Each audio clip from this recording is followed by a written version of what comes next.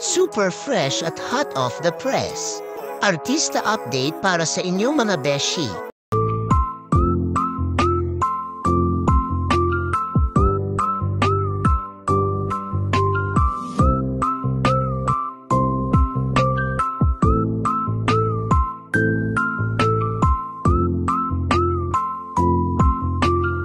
Si Kim Chiu, parang bituin sa langit na kahit anong anggulo mo tignan.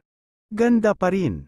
Sobrang busy niya, isang sikat yet humble na artista na fully booked ang schedule.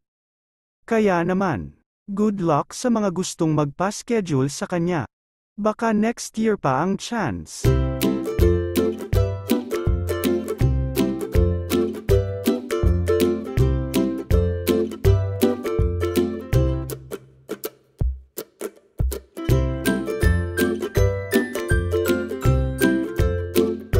Si Kim Chiu at Paolo Avellino, love team na wala pang ganap pero trending sa Twitter.